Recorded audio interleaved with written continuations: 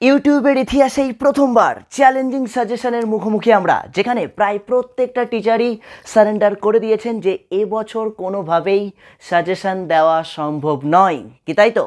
তোমাদের কাছ থেকে প্রচুর কমেন্টস পেয়েছি, প্রতিটা মুহূর্তে প্রত্যেকটা ভিডিওতে প্রতিনিয়ত একটাই কমেন্ট, স্যার এডুকেশনের সাজেশন দেবেন না, স্যার আপনি তো শেষ ভরসা, স্যার আমাদের লাস্ট মিনিট ফাইনাল সাজেশন কবে পোস্ট হবে। অনেকে তো অসহায় হয়ে এটাও লিখেছো যে স্যার আমি জানি এবছর সাজেশন দেওয়া সম্ভব নয়, কারণ নতুন সিলেবাস, নতুন সিস্টেম, নতুন সেমিস্টার, তবুও স্যার রিকোয়েস্ট করছি যদি কয়েকটা ইম্পর্টেন্ট প্রশ্ন বলে দিতেন। কি তাই তো? প্রতিটা মুহূর্তেই কমেন্টসগুলো কিন্তু আমি পাচ্ছি, সেই হোয়াটসঅ্যাপ, ফেসবুক, ইউটিউবের কমেন্টস বক্স পুরো ভরে গেছে, অলরেডি ভরে গেছে। কিন্তু আমি তোমাদের কথা দিয়েছিলাম আমি চ্যালেঞ্জ নিতে ভালোবাসি। অভিষেক মৈত্র চ্যালেঞ্জ নিতে ভালোবাসে। আর চ্যালেঞ্জ ছাড়া পড়াশোনা কেমন যেন ফাঁকা মাঠে গোল দেওয়ার মতো, কি তাই না? চ্যালেঞ্জ না নিলে পড়াশোনা হয়? আমি তোমাদের কথা দিয়েছিলাম থার্ড সেমিস্টারে যেমন 100% কমন আমরা দিয়েছিলাম, ঠিক ফোর্থ সেমিস্টারেও একদম নিশ্চিন্তে থাকো। আজকের এই ভিডিওতে কথা দিচ্ছি যারা ভিডিওর প্রত্যেকটা কথা ভালো করে শুনবে একদম 100% তোমরা কমন পাবে, শিওর, একদম 100%। আজকের ভিডিওতে কিন্তু একদম চ্যালেঞ্জ রেখে বলছি, কারণ আমি চ্যালেঞ্জ নিতে পছন্দ করি আর আমি চ্যালেঞ্জ রেখে কিন্তু সেই কথাটা বলছি। একটা ডায়লগ দিয়েছিলাম মনে আছে? কি বলতো? স্বপ্ন পূরণ করাটা লক্ষ্য নয়, লক্ষ্য পূরণ করাটা স্বপ্ন হওয়া উচিত। কি তাই তো? আমাদের এখন একটাই লক্ষ্য, একটাই টার্গেট, এডুকেশনে 40-এ 40 পেতে হবে। কি করে এইচএসের র্যাঙ্ক করা যায় সেই টার্গেট নিয়েই কিন্তু আমাদেরকে এগোতে হবে। আর এই টার্গেট নিয়েই কিন্তু আজকের লাস্ট মিনিট ফাইনাল সাজেশন 2026। যারা এবছর উচ্চ মাধ্যমিক দিতে চলেছ, অর্থাৎ সেমিস্টার 4-এর পরীক্ষা দিতে চলেছ, তাদের জন্য কিন্তু আজকের এই সুবর্ণ দিন। ভুলেও একটা কথাও কিন্তু মিস করবে না, কারণ আজকের এই ভিডিওতে বলে দেব যে কোন কোন প্রশ্নগুলো এবারের জন্য মোস্ট ইম্পর্টেন্ট। আমি গ্যারেন্টি দিচ্ছি, কথা দিচ্ছি, এর বাইরে কিন্তু একটাও প্রশ্ন আসবে না। তবে তার আগে তোমাদের যেটা বলার রয়েছে, তোমাদের কোয়েশ্চেন প্যাটার্নটা সবাই জানো, তারপরেও আমি একবার জাস্ট রিমাইন্ডার দিয়ে দেবো, কারণ বোকার মতো পড়লে কিন্তু চলবে না। এখানে তোমাকে স্মার্ট ওয়েতে স্টাডি করতে হবে। হাতে মাত্র 10 থেকে 12টা দিন রয়েছে। তাহলে কিভাবে আমরা পড়বো? দেখো আমি লিখে দিয়েছি 6 বলে 36, মানে কি বলো তো? 6টা চ্যাপ্টার পড়ে তুমি কিন্তু 36 নম্বর পেতে পারো, 40-এ 36 পেতে পারো মাত্র 6টা চ্যাপ্টার পড়ে। তাহলে কোন চ্যাপ্টারগুলো পড়বে? যারা সারা বছর পড়োনি, যারা ফাঁকি মেরেছো, যারা গার্লফ্রেন্ডকে নিয়ে ঘুরেছো, তাদের জন্য স্পেশালি বলছি 6 বলে 36। আজকেই কিন্তু একদম প্রত্যেকটা বল, এক একটা বলে শুধু 6 পড়বে। কি তাই তো? তার মানে সেইভাবেই কিন্তু আমরা চ্যাপ্টারটা রেডি করেছি, সেইভাবেই কিন্তু সাজেশনটা রেডি করেছি। অনেকটা সময়, অনেকটা পরিশ্রম নিয়ে কিন্তু শুধুমাত্র তোমাদের জন্য। কে কি বললো জানি না, তবে আজকের ক্লাসে, আজকের ভিডিওতে যে কটা প্রশ্ন বলে দেবো, পরীক্ষা হলে গিয়ে শুধু মিলিয়ে নেবে এই প্রশ্নগুলো এসেছে কিনা, গ্যারেন্টি। তাহলে চলো প্রথমেই দেখে নেব আগে আমরা কোয়েশ্চেন প্যাটার্ন, যেটা আমাদের latest final question pattern board থেকে দেওয়া হয়েছিল। সবাই জানো একদম সিলেবাসের শুরুতেই আমি বলেছিলাম অন্যান্য সাবজেক্টের চেঞ্জ হলেও আমাদের এডুকেশনের কিন্তু কোনো পরিবর্তন হয়নি, এটা একটা প্লাস পয়েন্ট। তাহলে দেখো ভালো করে লক্ষ্য করো, আমাদের দুটো গ্রুপের পরীক্ষা, গ্রুপ সি এবং গ্রুপ ডি। তাহলে গ্রুপ সিতে আছে দুটো ইউনিট, ইউনিট 1, ইউনিট 2, এবং গ্রুপ ডিতেও কিন্তু দুটো ইউনিট, ইউনিট 1 এবং ইউনিট 2। কিন্তু ভালো করে লক্ষ্য করতে হবে কোন ইউনিট থেকে 5 মার্কসের প্রশ্ন হবে, কোন ইউনিট থেকে 10 মার্কসের প্রশ্ন হবে। এইটা ভালো করে না বুঝলে বোকার মতো তুমি যদি প্রশ্ন পড়ো ইউটিউব দেখে, অমুক স্যার নোটস দিয়েছে, অমুক ম্যাম নোটস দিয়েছে, তুমি কিন্তু গ্যাঁড়া কলে ফেসে যেতে পারো। সুতরাং ভালো করে বুঝে নাও, প্রত্যেকটা ইউনিটের আন্ডারে 3টে করে চ্যাপ্টার রয়েছে। সবাই জানি, এতদিন পড়াশোনা করেছি, নিশ্চয়ই এটুকু জানি।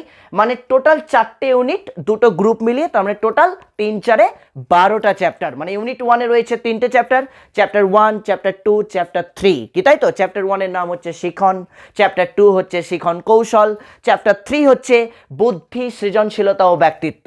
এইভাবে পরপর 3টে চ্যাপ্টার। আবার একই রকমভাবে ইউনিট 2তেও কিন্তু আমাদের 3টে চ্যাপ্টার রয়েছে, তাই তো? মানসিক স্বাস্থ্য, সুস্থতা, জীবন দক্ষতা, এইভাবে পরপর 3টে চ্যাপ্টার রয়েছে। ঠিক একই রকমভাবে গ্রুপ ডি এর ইউনিট 1 এবং ইউনিট 2, ইউনিট 1টা কিন্তু টেকনোলজির, প্রযুক্তিবিদ্যার চ্যাপ্টার, এবং ইউনিট 2টা হচ্ছে স্ট্যাটিস্টিক। আই লাভ স্ট্যাটিস্টিক, কি তাই তো? তার মানে এই প্রত্যেকটা ইউনিটের আন্ডারে যে 3টে করে চ্যাপ্টার রয়েছে, তাহলে এই তিনটে টোটাল 3 4 12টা চ্যাপ্টার। এই 12টা চ্যাপ্টারের মধ্যে ভালো করে বুঝে নাও, ইউনিট 1-এর আন্ডারে যে 3টে চ্যাপ্টার রয়েছে সেখান থেকে একটাই 2 মার্কসের প্রশ্ন হবে, এর সাথে একটা অর থাকবে, তাই তো? আমি এই বাম দিকে লিখেও দিয়েছি, আমি বোঝাচ্ছি, একটু পরেই বলে দিচ্ছি।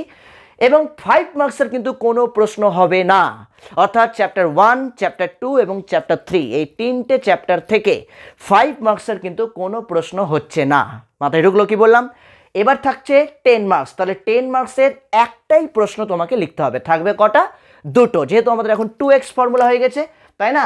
2x ফর্মুলা মনে থাকবে, 2x ফর্মুলা। এই 2x ফর্মুলা অনুযায়ী যেহেতু কোয়েশ্চেন হবে, তাই থাকবে দুটো, লিখতে হবে একটা। অর্থাৎ টোটাল গ্রুপ সি এর ইউনিট 1 অর্থাৎ প্রথম 3টে চ্যাপ্টার থেকে টোটাল থাকবে হচ্ছে 12 নম্বর। একটা 10-এর লিখতে হবে, একটা 2-এর লিখতে হবে। একই রকমভাবে আমাদের গ্রুপ সি এর ইউনিট 2 যেটা মানসিক সুস্থতার যে চ্যাপ্টারটা রয়েছে, সেখান থেকে 2 মার্কসের সেম একটা লিখতে হবে, থাকবে দুটো। 5 মার্কসের একটা লিখতে হবে, থাকবে দুটো। অর্থাৎ চ্যাপ্টার 4, চ্যাপ্টার 5 এবং চ্যাপ্টার 6 এই 3টে চ্যাপ্টার মিলিয়ে তোমাদের থাকবে দুটো প্রশ্ন, লিখতে হবে একটা। 10 মার্কসের কিন্তু কোনো প্রশ্ন থাকছে না, অর্থাৎ ইউনিট 2 থেকে, গ্রুপ সি এর ইউনিট 2 থেকে 10 মার্কসের কোনো প্রশ্ন থাকছে না, অর্থাৎ আমাদের এখান থেকে থাকছে টোটাল 7 নম্বর। বুঝতে পেরেছি? এবার চলে আসছি গ্রুপ ডি, একদম একই গল্প। ইউনিট 1 3টে চ্যাপ্টার রয়েছে প্রযুক্তিবিদ্যার আন্ডারে, শিক্ষায় প্রযুক্তিবিদ্যা, প্রযুক্তিবিদ্যার উপাদান আর ডিজিটাল বিপ্লবের যে চ্যাপ্টারটা, তাহলে সেখান থেকে আমাদের 2 মার্কসের একটাই লিখতে হবে, থাকবে দুটো, লিখতে হবে একটা। আর 5 মার্কসের একটাই লিখতে হবে, থাকবে দুটো। কিন্তু 10 মার্কসের কিন্তু কোনো প্রশ্ন থাকছে না, অর্থাৎ প্রযুক্তিবিদ্যা চ্যাপ্টার থেকে 10 মার্কসের কোনো প্রশ্ন থাকছে না। অর্থাৎ এই ইউনিট থেকে, অর্থাৎ এই 3টে চ্যাপ্টার যে বললাম, চ্যাপ্টার 7, চ্যাপ্টার 8, চ্যাপ্টার 9, এই 3টে চ্যাপ্টার মিলিয়ে টোটাল থাকছে 7 নম্বর। এবং লাস্ট আমাদের ইউনিট 2 গ্রুপ ডি এর স্ট্যাটিস্টিক্যাল চ্যাপ্টার, যেখান থেকে কিন্তু সব থেকে বেশি মার্কস থাকছে, ভালো করে লক্ষ্য করো, 14 নম্বর দেখতে পেয়েছি আমরা, 14 নম্বর থাকছে সব থেকে। এখন অবধি যতগুলো দেখলাম তার থেকে সব থেকে বেশি। এইটাতেই কিন্তু অনেকের মনে একটা প্রশ্ন থাকে, যেটা প্রচুর প্রশ্ন এসেছে আমার কাছে, তার জন্যই আমি কোয়েশ্চেন প্যাটার্নটা আরেকবার বলে দিচ্ছি এখানে। তাহলে ভালো করে লক্ষ্য করো, এখান থেকে 2 মার্কসের কিন্তু দুটো প্রশ্ন তোমাকে লিখতে হচ্ছে, দুটো প্রশ্ন, আর দুটোই কিন্তু স্ট্যাটিস্টিক থেকেই থাকবে, দুটোই স্ট্যাটিস্টিক থেকে থাকবে। হঠাৎ শর্ট মেথডে কোনো স্ট্যাটিস্টিক করতে দিতে পারে, অথবা কোনো প্রশ্ন থাকতে পারে। তাহলে থাকবে কটা প্রশ্ন? থাকবে হচ্ছে 4টে, লিখতে হবে দুটো, মানে 2x ফর্মুলা ইন্টু 2 হয়ে যাবে। তোমার লিখতে হবে যেহেতু দুটো, 2 2 4, তোমার প্রশ্ন থাকবে হচ্ছে 4টে। 4টের মধ্যে যে কোনো দুটো লিখতে হবে। এখান থেকে আবার 5 মার্কসের কোনো প্রশ্ন থাকছে না, মাথায় ঢুকলো? কোনো প্রশ্ন থাকছে না। দেন চলে আসছে আমরা 10 মার্কস। 10 মার্কসের কিন্তু দুটো প্রশ্নের থাকবে, লিখতে হবে একটা। একটা 10 মার্কসের প্রশ্ন তোমাকে লিখতে হবে, অর্থাৎ টোটাল 10 আর এদিকে 4, তাহলে 14 নম্বর। এই হচ্ছে 14 নম্বর। টোটাল হচ্ছে আমাদের সব মিলিয়ে 40 নম্বরের পরীক্ষা হচ্ছে, মাথায় ঢুকলো?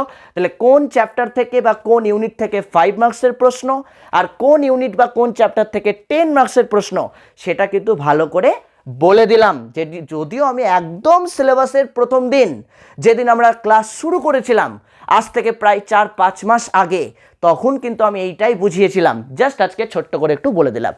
এইবার তোমরা যে পরীক্ষা দিতে চলেছ, 12ই ফেব্রুয়ারি থেকে যে তোমাদের উচ্চ মাধ্যমিক শুরু হচ্ছে, সেখানে তোমাদের যেটা থাকবে কোয়েশ্চেন এডুকেশনের প্রশ্নটা কেমন দেখতে পাবে তোমরা, দেখো লিখেই দিয়েছি, কোয়েশ্চেন পেপার লুক প্রবাবলি, আমি একটা সম্ভবত দিয়েছি, সম্ভাব্য কোয়েশ্চেন পেপারটা দেখতে কেমন হবে সেইটা ভালো করে বুঝে নাও একটু ভালো করে। যে যেটা চ্যাট করছো, চ্যাট বন্ধ করো ভাই, চ্যাট বন্ধ করো। গার্লফ্রেন্ডকে পরে সময় দিবা, বয়ফ্রেন্ডের সাথে পরে গল্প করো।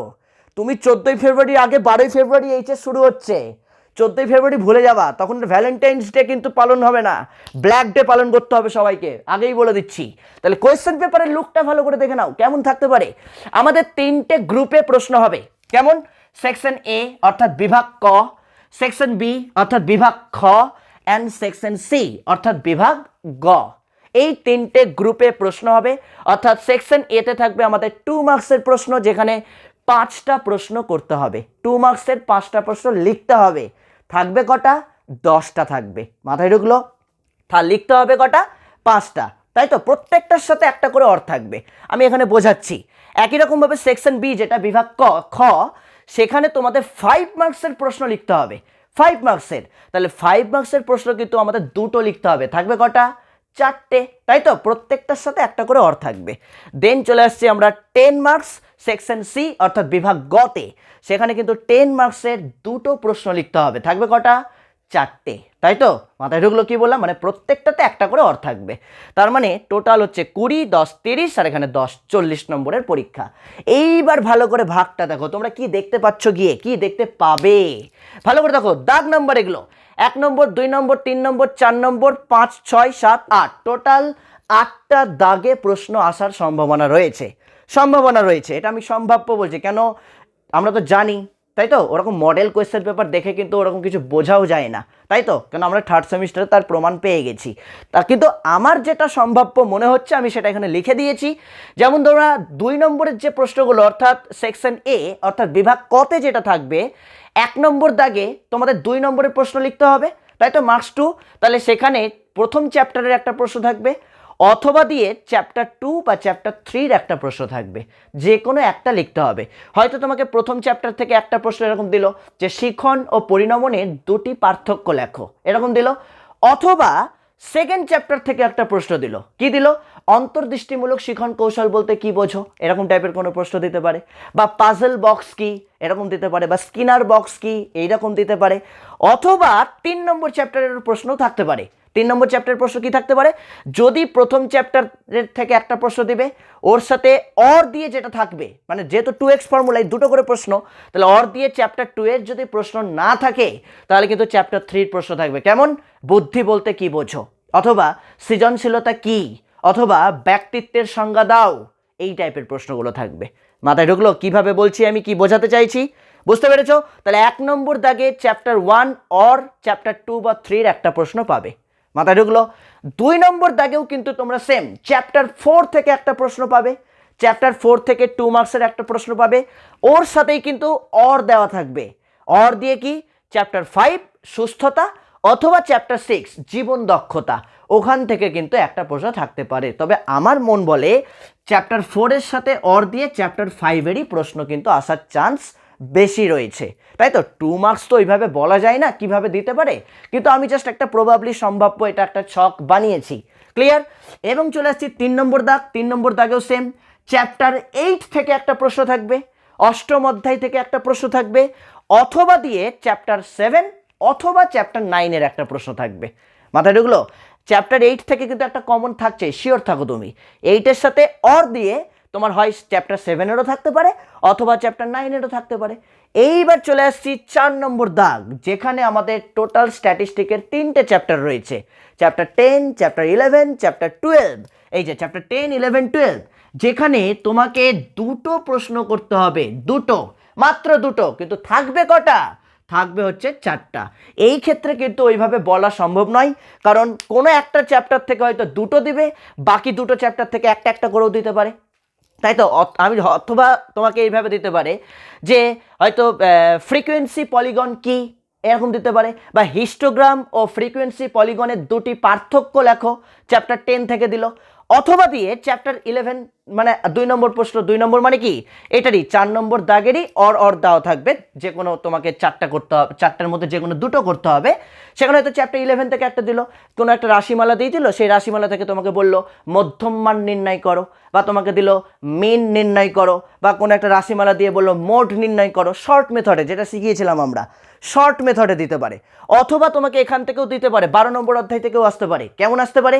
সহগতি কাকে বলে, সহগতি কয় প্রকার ও কি কি, এই টাইপের প্রশ্নগুলো কিন্তু আসতে পারে। বা র্যাঙ্ক ডিফারেন্স এবং প্রোডাক্ট মুভমেন্ট পদ্ধতির দুটি পার্থক্য লেখো, বা র্যাঙ্ক ডিফারেন্সের দুটি প্রয়োজনীয়তা বা দুটি ব্যবহার উল্লেখ করো, এই টাইপের প্রশ্নগুলো কিন্তু আমাদের 2 মার্কসের জন্য এখান থেকে রেডি করতে হবে। আমি যা যা রেডি করিয়েছি সেগুলোই ভালো করে কিন্তু দেখবে, এর বাইরেও তোমরা অজস্র প্রশ্ন আছে রয়েছে, দেখতেই পারো, কিন্তু আমি আগে যেগুলো করিয়েছি সেগুলো কিন্তু খুব ভালো করে দেখবে। মাথায় ঢুকলো? তাহলে 4টে থাকবে, তার মধ্যে করতে হবে দুটো। ক্লিয়ার? তাহলে এখানে দুটো, এখানে একটা 3টা, এখানে একটা 4টা, এখানে একটা 5টা, টোটাল 5টা 2 মার্কসের প্রশ্ন করতে হবে। 5 দুগুণ 10। মাথায় ঢুকলো? এটা হচ্ছে আমাদের সেকশন এ অর্থাৎ বিভাগ ক। এইবার চলে আসছি সেকশন বি বিভাগ খ। খ থেকে। তাহলে বিভাগ খতে আমাদের 5 মার্কসের প্রশ্ন করতে হবে। তাহলে 5 মার্কসের কটা বলেছি? 5 মার্কসের দুটো করতে হবে। তাহলে দাগ নম্বর এখানে যেহেতু 4 নম্বর দাগ অবধি ছিল, তোমাদের এখানে কিন্তু এবার 5 নম্বর দাগ চলে আসবে। তাহলে 5 নম্বর দাগে তোমাকে একটাই প্রশ্ন লিখতে হবে পরীক্ষাতে। সেটা কি? 5 নম্বর দাগ থেকে একটাই লিখতে হবে। সেটা কি? চ্যাপ্টার 4 থেকে একটা দিতে পারে, চ্যাপ্টার 4, অথবা দিয়ে চ্যাপ্টার 5 বা চ্যাপ্টার 6-এর যে কোনো একটা প্রশ্ন আসতে পারে। কিন্তু চ্যাপ্টার 4 থেকে আসার সম্ভাবনা একদম প্রবল রয়েছে, একদম প্রবল রয়েছে, তাই তো? যেখানে তোমরা উদ্বেগ, অ্যাংজাইটি পড়বে, যেখানে তোমরা ডিপ্রেশন পড়বে, ইত্যাদি যে পার্টগুলো রয়েছে, এই পার্টগুলো কিন্তু এখানে রয়েছে। তোমাকে দিতেই পারে যে কৈশোরকালের উদ্বেগের কারণগুলি উল্লেখ করো, কৈশোরকালের শিশুদের মধ্যে উদ্বেগের কারণগুলি বা অ্যাংজাইটির কারণগুলি উল্লেখ করো, এর সমাধানের পথ উল্লেখ করো। একসাথে হয়তো 3+2 আকারে দিয়ে দিল, এইভাবেও দিতে পারে, না দেওয়ার কিছু নেই। আমি সাজেস্টিভ যে কোয়েশ্চেনগুলো রেডি করেছি সেগুলো যখন বলবো কিভাবে আসতে পারে সব বলে দেবো। মাথায় ঢুকলো? তাহলে চ্যাপ্টার 5 থেকে আমাদের, মানে চ্যাপ্টার 5 বলছি, মানে 5 নম্বর দাগে যেহেতু আমাদের 5 মার্কসের প্রশ্ন করতে হচ্ছে, তার জন্য তোমরা চ্যাপ্টার 4-এর থেকে একটা প্রশ্ন আসবে এবং তার সাথে অর দিয়ে চ্যাপ্টার 5 বা 6-এর একটা প্রশ্ন থাকতে পারে। তাহলে সেইভাবে তোমরা বুঝে নেবে কোন চ্যাপ্টারগুলোকে ভালো করে গুরুত্ব দিয়ে করবে। চলে আসছি চ্যাপ্টার 6, সরি দাগ নম্বর 6। তাহলে 6 নম্বর দাগে তোমাদের কি থাকবে? প্রযুক্তিবিদ্যা, এই যে একটু আগেই বললাম, তাই তো? এই যে এখান থেকে 5-এর প্রশ্ন থাকবে। তাহলে 6 নম্বর দাগে তোমাদের চ্যাপ্টার 9 অর্থাৎ নবম অধ্যায় থেকে একটা প্রশ্ন থাকবে, অথবা চ্যাপ্টার 7 বা 8 থেকেও কিন্তু একটা প্রশ্ন থাকতে পারে। মাথায় ঢুকলো? নবম অধ্যায় থেকে একটা প্রশ্ন তো থাকবে, শিওর থাকো থাকছে। এবার এর সাথে অর দিয়ে, যেহেতু একটাই করতে হয়, 2x ফর্মুলায় আরেকটা অর থাকবে, সেটা চ্যাপ্টার 7-এরও দিতে পারে বা চ্যাপ্টার 8 থেকেও দিতে পারে। মাথায় ঢুকলো কি বলছি? তাহলে এই হচ্ছে আমাদের 5 মার্কসের প্রশ্ন কিভাবে থাকবে। এইবার চলে আসছে আমাদের 10 মার্কসের প্রশ্ন, একদম সেকশন সি অর্থাৎ বিভাগ গ। 10 মার্কসের কিন্তু দুটো প্রশ্ন করতে হবে। তাহলে দাগ নাম্বার 7, দাগ নাম্বার 8। 7 নম্বর দাগে তোমাদের যেটা থাকার চান্স সব থেকে বেশি, প্রথম অধ্যায় চ্যাপ্টার 1, চ্যাপ্টার 1 থেকে কিন্তু একটা প্রশ্ন, আমি মাত্র 4টে প্রশ্ন দিয়েছি চ্যাপ্টার 1 থেকে, আমি এক্ষুনি বলে দেবো তোমাদের। এই চ্যাপ্টার 1 থেকে এই 4টে প্রশ্ন খুব ভালো করে করবে। এই চ্যাপ্টার 1-এর প্রশ্ন যে করবে না, সে অর দিয়ে চ্যাপ্টার 2 অথবা চ্যাপ্টার 3 থেকেও আসতে পারে। তবে মোস্ট প্রবাবলি আমার যেটা সব থেকে বেশি মনে হচ্ছে চ্যাপ্টার 2 অর দিয়ে থাকতে পারে, চ্যাপ্টার 1-এর প্রশ্ন অথবা দিয়ে চ্যাপ্টার 2-এর প্রশ্ন। এবার দুটোর মধ্যে যে কোনো একটা তুমি করতে পারো। এবার কোনো কোনো ক্ষেত্রে চ্যাপ্টার 2 না দিয়ে চ্যাপ্টার 3ও দিয়ে দিতে পারে। মাথায় ঢুকলো কি বললাম? চ্যাপ্টার 3ও দিয়ে দিতে পারে। কিন্তু আমি বলবো 1 আর 2টা কিন্তু খুব ভালো করে রেডি করো, 3টা না করলেও চলবে। যারা ভালো মতো পড়াশোনা করনি তাদের উদ্দেশ্যে স্পেশালি বলছি, 1 and 2 কিন্তু খুব ভালো করে করবে। বাই চান্স কোনো কারণে যদি কমন না পাও বা প্রশ্নটা ঘুরিয়ে দেয়, তুমি ওখানে বিভ্রান্ত হয়ে গেছো, তাহলে অন্য একটা চ্যাপ্টার কিন্তু তোমাকে পরীক্ষায় উত্তরটা লিখতে সাহায্য করবে। মাথায় ঢুকলো কি বললাম? তাই তুমি একটা চ্যাপ্টার পড়লেও কমন পেয়ে যাচ্ছ, কিন্তু আমি বলবো রিস্ক নেবে না, দুটো চ্যাপ্টার পড়ো, 3টার মধ্যে যে কোনো দুটো পড়ো। এবার চলে আসছি 8 নম্বর দাগ। 8 নম্বর দাগটা যেহেতু আমাদের স্ট্যাটিস্টিক থেকে থাকবে, তাই 8 নম্বর দাগে চ্যাপ্টার 11 থেকে তো গ্যারান্টি একটা থাকছে। চ্যাপ্টার 11 কেন্দ্রীয় প্রবণতা ও বিচ্যুতি, সম্মুখ বিচ্যুতি অর্থাৎ মিন, মিডিয়ান, মোড অ্যান্ড এসডি, এই যে চ্যাপ্টারটা ছিল সেই চ্যাপ্টার থেকে কিন্তু একটা প্রশ্ন গ্যারান্টি থাকছে। এই অর দিয়ে চ্যাপ্টার 12 অর্থাৎ র্যাঙ্ক ডিফারেন্স, কিছুদিন আগেই করালাম আমি, র্যাঙ্ক ডিফারেন্সটা খুব ভালো করে করবে। আমি বলে দেবো কি কি করবে। চ্যাপ্টার 12 অর্থাৎ সহগতির চ্যাপ্টারটা ভালো করে করবে। আচ্ছা, সহগতির চ্যাপ্টারটা যদি না দেয় তাহলে কোনো কারণে তাহলে তোমাকে চ্যাপ্টার 10টাও কিন্তু দিতে পারে। চ্যাপ্টার 10-এ কি আছে?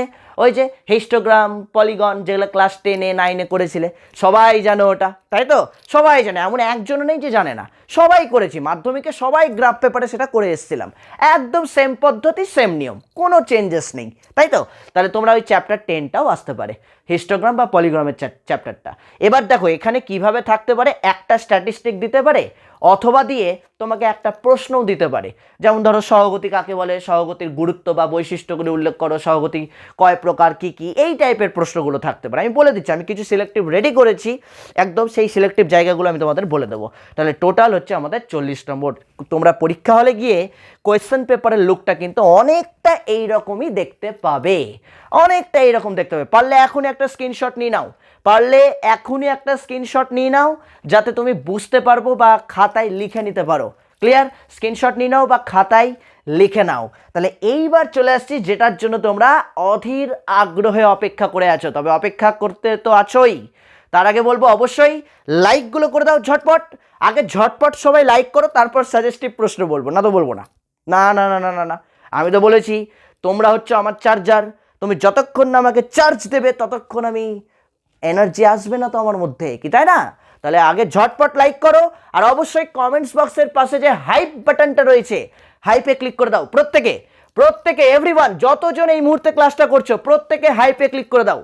লাইক করো, লাইক করে হাইপে ক্লিক করে দাও। যারা চ্যানেলে নিউ রয়েছো অবশ্যই চ্যানেলটিকে সাবস্ক্রাইব করে পাশে বেল আইকনটি প্রেস করে রাখো, কারণ তোমাদের জন্য আরও নিত্য নতুন সাজেশান, প্রত্যেকটা সাবজেক্টের সাজেশান কিন্তু পোস্ট করা হবে, এবং যে সাজেশানগুলো সবার প্রথমে যেন দেখার সুযোগ তুমি পাও। মাথায় ঢুকলো কি বললাম? তাহলে ঝটপট। আর যারা এই সাজেস্টিভ ওয়েতে আমি যে সাজেশানগুলো দিয়ে দেবো, যে প্রশ্নগুলো বলে দেবো, সেই সাজেস্টিভ ওয়েতে একদম A+ নোটস, কোয়ালিটিপূর্ণ নোটস, যে নোটসটা পরীক্ষায় লিখে আসলে ফুল মার্কস পেতে পারো, 0.5ও নাম্বার কাটবে না, আমি গ্যারান্টি দিচ্ছি। এটা আমি গ্যারান্টি দিচ্ছি, কারণ গত বছর অবধি আমার যা অভিজ্ঞতা, প্রচুর স্টুডেন্ট 100তে 100 পেয়েছে। তাহলে 100তে 100 কী করে পেলো? নাম্বার কাটার কোনো জায়গাই দেয়নি, কি তাই তো? নাম্বার কাটেনি, ফুল মার্কস পেয়েছে। তাহলে আমি সেই গ্যারান্টি দিয়ে বলছি, যারা এই নোটসগুলো কালেক্ট করতে চাইছো, সামান্য মূল্যের বিনিময়ে তোমরা নোটসগুলোকে সংগ্রহ করতে পারবে। 2 মার্কস, 5 মার্কস, 10 মার্কস, 3টে মার্কসেরই নোটস কালেক্ট করতে পারবে। একদম সাজেশনে যা যা রয়েছে সেই সাজেস্টিভ বইতে কিন্তু সবগুলোই পাবে। তার জন্য 7063619127 নাম্বারটা আরেকবার বলছি, স্ক্রিনের নিচেও লেখা রয়েছে 7063619127। এই নাম্বারে হোয়াটসঅ্যাপ করে দাও, শুধু লিখে যাও সাজেশন ওয়াইজ নোটস নিতে চাই, জাস্ট এইটুকুটা লিখে দাও, সাজেশন ওয়াইজ নোটস নিতে চাই, জাস্ট এইটুকুটা লিখে দাও। আমাদের সিস্টেম কন্ট্রোলার তোমাকে ডিটেলস জানিয়ে দেবে যে নোট সংগ্রহ করতে গেলে তোমাকে কি করতে হবে। মাথায় ঢুকলো কি বললাম? তো চলো এবার চলে আসছি আমরা একদম কোয়েশ্চেন পেপারে। তাহলে কি কি পড়বো, কি কি রয়েছে আমাদের, একদম আমরা 10 মার্কস দিয়ে স্টার্ট করব, ঠিক আছে? আগে আমরা 10 মার্কস দিয়ে শুরু করছি, 10 মার্কস, তারপরেই কিন্তু আমরা চলে যাব 5 মার্কস, তারপরে 2 মার্কস তো আমরা সেটা পরে আলাদা করে না হয় বলেও দেবো। তাহলে 10 মার্কসের চ্যাপ্টার 1, একদম চ্যাপ্টার ধরে ধরে বলছি। তাহলে প্রথম অধ্যায় শিখন, অর্থাৎ আমাদের যেটা ইউনিট 1 এর আন্ডারে রয়েছে চ্যাপ্টার 1, 2, 3, এই 3টে চ্যাপ্টার থেকেই কিন্তু আমাদের 10 মার্কসের প্রশ্ন একটা লিখতে হবে। তাই প্রথম অধ্যায়টা কিন্তু খুবই গুরুত্বপূর্ণ, স্টার দিয়ে রাখবে, প্রথম অধ্যায়টা খুবই গুরুত্বপূর্ণ। এখান থেকে মাত্র 4টে প্রশ্ন দিয়েছি। কি কি দিয়েছি? প্রথম প্রশ্ন, পরিণমন কাকে বলে? শিক্ষাক্ষেত্রে পরিণমনের ভূমিকা উল্লেখ করো। শিখন ও পরিণমনের দুটি পার্থক্য লেখো। এইটা হচ্ছে প্রথম প্রশ্ন। কেন আমাদের যেহেতু 10 মার্কসের প্রশ্ন, ডাইরেক্ট 10 কিন্তু থাকবে না, 2 + 2 + 6 এইভাবেও থাকতে পারে। পরিণমন কাকে বলে, 2 মার্কস। শিখন ও পরিণমনের দুটি পার্থক্য উল্লেখ করো, আরও 2 মার্কস। তাই 2 + 2 + 6, শিক্ষাক্ষেত্রে পরিণমনের গুরুত্ব আলোচনা করো। প্রশ্নটা বুঝতে পেরেছি? দুবার করে বলবো প্রত্যেকটা প্রশ্ন, প্রয়োজনে তোমরা কিওয়ার্ড আকারে লিখে নেবে অথবা পরবর্তীতে ভিডিও থেকে নোট ডাউন করে নেবে। মাথায় ঢুকলো? তাহলে প্রথম প্রশ্ন বললাম, পরিণমন কাকে বলে? শিখন ও পরিণমনের দুটি পার্থক্য উল্লেখ করো, শিক্ষাক্ষেত্রে পরিণমনের গুরুত্বগুলি আলোচনা করো। প্রথম প্রশ্ন। নাম্বার 2, প্রেষণা কি বা প্রেষণা বলতে কি বোঝো? প্রেষণা চক্রের বিবরণ দাও, শিক্ষাক্ষেত্রে প্রেষণার গুরুত্ব আলোচনা করো। 2 নম্বর প্রশ্ন, প্রেষণা কাকে বলে বা প্রেষণা বলতে কি বোঝো? একই প্রশ্ন একই উত্তর, কি তাই তো?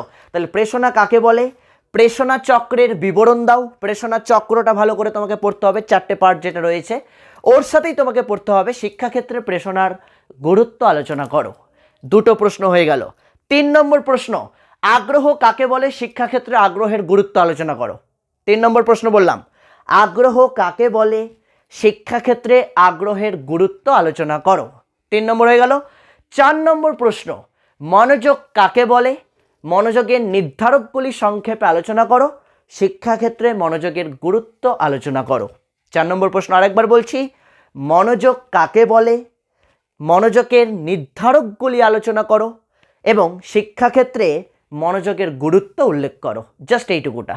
এবার নির্ধারক বলতে, নির্ধারকগুলো তোমরা হয়তো 3 রকম নির্ধারক পড়েছো, আমি 3 রকম নির্ধারক পড়িয়েছি। 2 রকম নির্ধারক পড়লেই যথেষ্ট, একটা বস্তুগত, একটা ব্যক্তিগত। ক্লিয়ার? বস্তুগত নির্ধারক, ব্যক্তিগত নির্ধারক।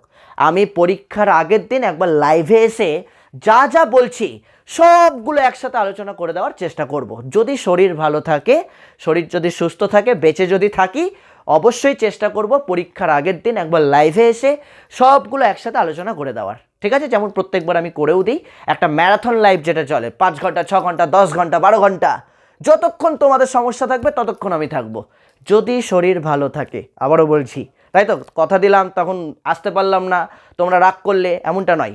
যা যা বলছি সেগুলো বাড়িতে রেডি করো। তাহলে চ্যাপ্টার 1 থেকে জাস্ট এই 4টে প্রশ্ন খুব ভালো করে রেডি করো, আর কিচ্ছু পড়তে হবে না। চ্যাপ্টার 1 থেকে এই 4টে প্রশ্ন মনে থাকলো: পরিণমন, প্রেষণা, আগ্রহ, মনোযোগ, এই 4টে টপিক। এই 4টে টপিক থেকে যে প্রশ্নগুলো বলে দিলাম এইটুকুটাই 10 মার্কসের জন্য রেডি করো, আর কিচ্ছু পড়ার প্রয়োজন নেই, আমি গ্যারেন্টি দিচ্ছি এর মধ্যেই থাকবে। ক্লিয়ার? এইবার চলে আসছি চ্যাপ্টার 2। এই যে দেখো, চ্যাপ্টার 1 বলেছিলাম, চ্যাপ্টার 1 অর দিয়ে চ্যাপ্টার 2, যারা 1 দেখবে না তাদের তো চ্যাপ্টার 2টা খুব ভালো করে দেখতে হবে, তাই না? কিন্তু 1 কিন্তু কেউ হাতছাড়া করো না, আবারও বলছি। তাহলে চ্যাপ্টার 2 থেকে কি কি পড়বো? চ্যাপ্টার 2 থেকেও আমি সেম 4টে প্রশ্নই দিয়েছি, একটা এক্সট্রা পড়তে দিয়েছি, কারণ ওখানে অনেকগুলো থিওরি রয়েছে, 8খানা থিওরি রয়েছে। তো 8টা থিওরির মধ্যে আমি মাত্র 4টে থিওরি তোমাদেরকে সাজেস্টিভ ওয়েতে পড়তে বলেছি, মাত্র 4টে। কি কি? প্রথমটাই তোমরা স্টার দিয়ে রাখবে, থর্নডাইকের শিক্ষণের সূত্রগুলি কি কি, যেখানে মুখ্য সূত্র, গৌণ সূত্র দুটোই লিখতে হবে। সূত্রগুলো, মুখ্য সূত্র, গৌণ সূত্র সবগুলোই পড়তে হবে ভালো করে, কারণ মার্কসটা দেখে লিখতে হবে। মার্কস দেখা হলো 5 দিয়ে দিল, তাহলে তোমাকে দুটো সূত্রই লিখতে হবে, তাই না? আর মার্কস যদি দেখো 3 আছে, তাহলে ওই শুধু মুখ্য সূত্রগুলো ব্যাখ্যা করলেই যথেষ্ট। তাহলে থর্নডাইকের শিক্ষণের সূত্রগুলি কি কি, শিক্ষাক্ষেত্রে মুখ্য সূত্র বা মূল সূত্রের গুরুত্ব আলোচনা করো। আবারও বলছি প্রশ্নটা, থর্নডাইকের শিক্ষণের সূত্রগুলি কি কি, শিক্ষাক্ষেত্রে মূল সূত্র বা মুখ্য সূত্রের গুরুত্ব আলোচনা করো। ক্লিয়ার? 3+7 আকারেও আসতে পারে এটা, তার মানে 10 মার্কস। তাহলে এটা একটা প্রশ্ন খুব ভালো করে পড়বে। 2 নম্বরটা রয়েছে অন্তর্দৃষ্টিমূলক শিক্ষণ কি, এর বৈশিষ্ট্য ও শিক্ষাগত গুরুত্ব আলোচনা করো। অন্তর্দৃষ্টিমূলক শিক্ষণ কি, এর বৈশিষ্ট্য ও শিক্ষাগত গুরুত্ব আলোচনা করো। 2+4+4 আকারেও আসতে পারে এটা, মাথায় ঢুকলো? অথবা 2+8 আকারেও দিয়ে দিতে পারে। বৈশিষ্ট্য হয়তো দিল না, ডাইরেক্ট শিক্ষাগত গুরুত্ব দিয়ে দিল, তাই তো? আমি কিন্তু পয়েন্টসগুলো একটু বেশি বেশি করেই লিখিয়েছিলাম।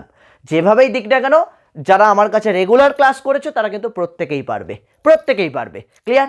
3 নম্বর প্রশ্নটা দিয়েছি, প্রাচীন ও সক্রিয় অনুবর্তনের পার্থক্যগুলি উল্লেখ করো, শিক্ষাক্ষেত্রে এর গুরুত্ব আলোচনা করো।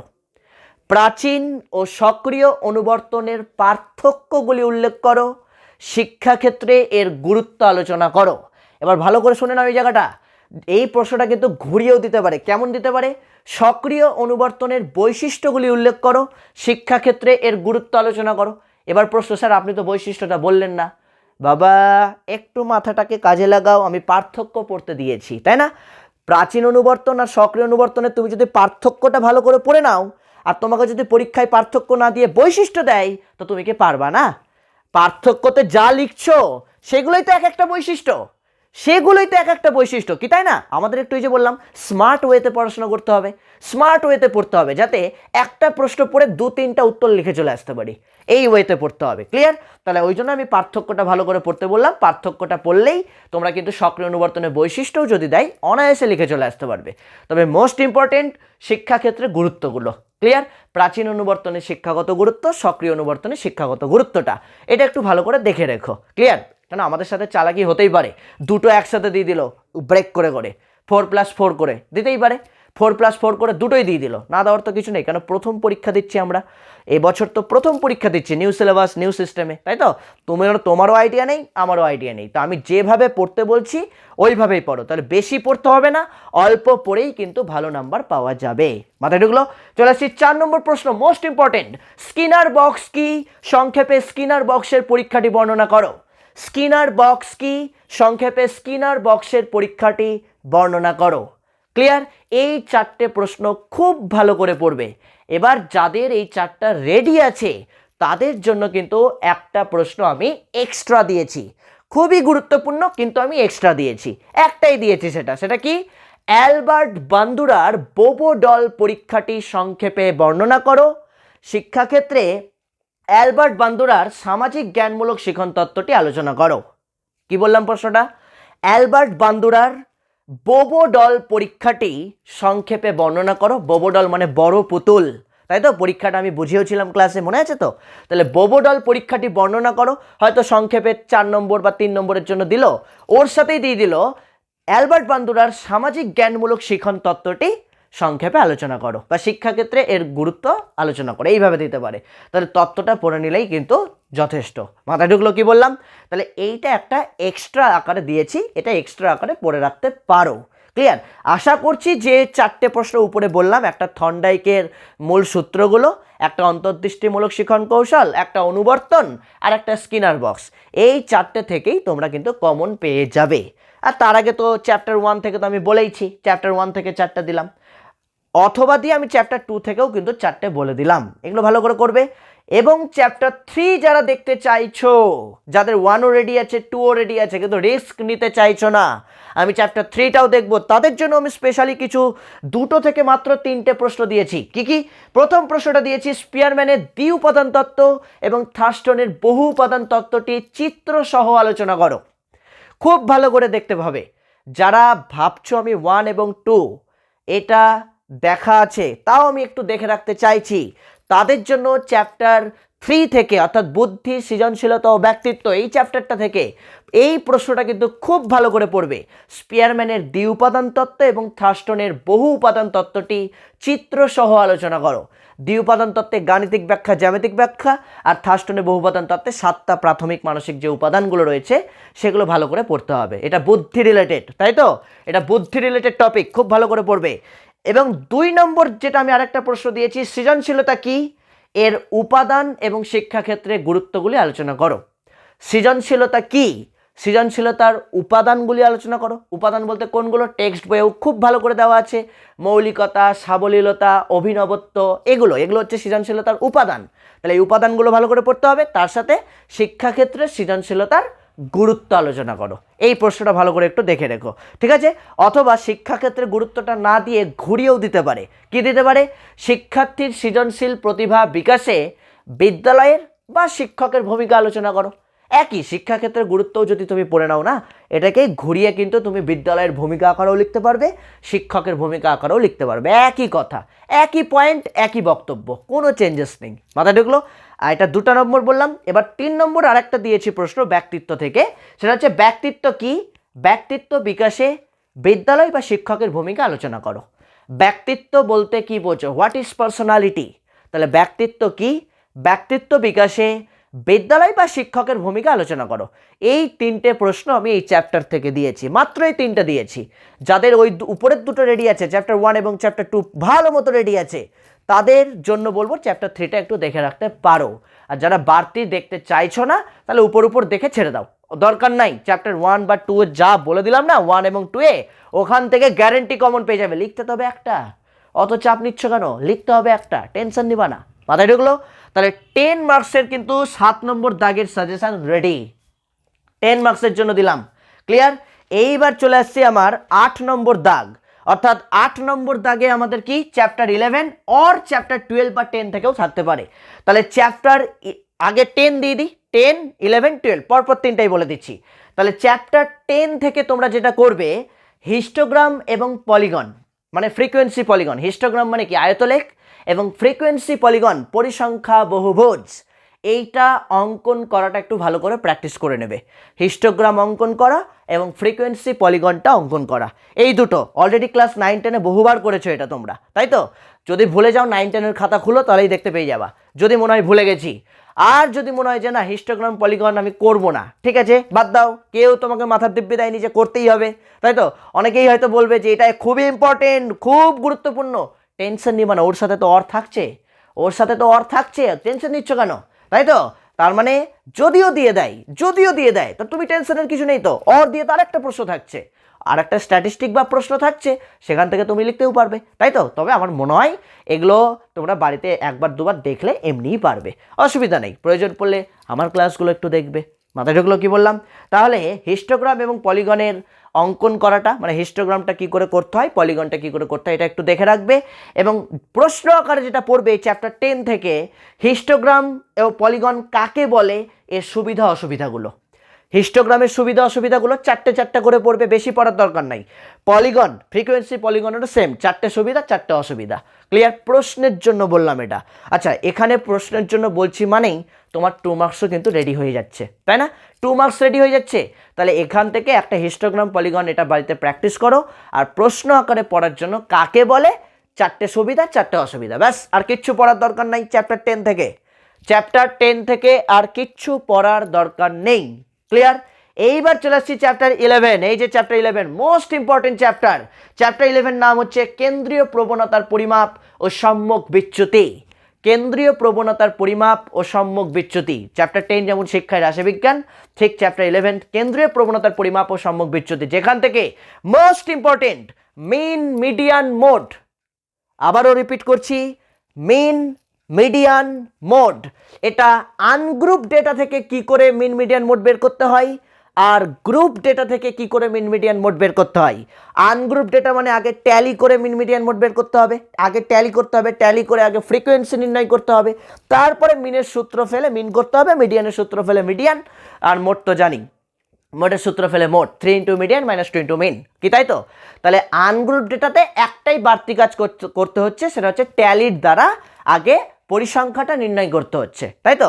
আনগ্রুপ দিলে তোমাকে একসাথে 30 জনের স্কোর দিয়ে দিতে পারে, একসাথে 50 জনের স্কোর দিয়ে দিতে পারে।